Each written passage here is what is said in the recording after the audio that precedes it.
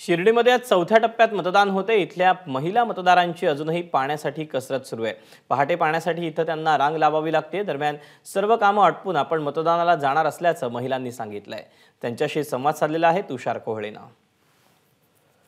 आज महाराष्ट्रामध्ये चौथ्या टप्प्याचं मतदान होत आहे आणि आम्ही सध्या शिर्डी लोकसभा मतदारसंघाच्या लोणी या गावामध्ये आहे। सकाळची महिला मतदारांची जी सुरुवात आहे अशा प्रकारे सार्वजनिक नळावर पाणी भरतानीची आपल्याला होताना दिसत आहे। ज्या प्रकारे ते गुंड ठेवले त्यावरनं लक्षात येतं की पाण्यासाठी किती संघर्ष या महिलांना करावा लागतो। ताई आपण त्यांना विचारू सुरुवातीला ताई आज तुमची नेहमी सुरुवात अशीच होते का? हां, नेहमी सुरुवात अशीच राहते आमची। पाणी उठावं लागतं 4 वाजता 5 ला पाणी येतं।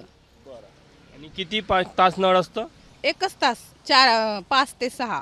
आज मतदान आहे, मग मतदानाला जाणार आहात का तुम्ही? हां, जाणार आहे ना।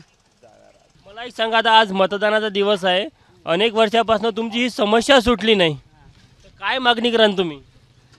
काय मागणं देणार आता, काय मागायचं आम्ही?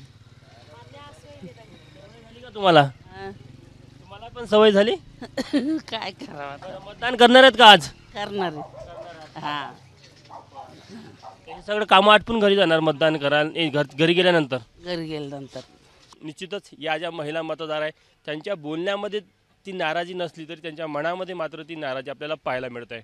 कॅमेरामॅन अमोल देशमुखसह तुषार कोहळे, एबीपी माझा, लोणी, शिर्डी। एबीपी माझा, उघडा डोळे बघा नीट।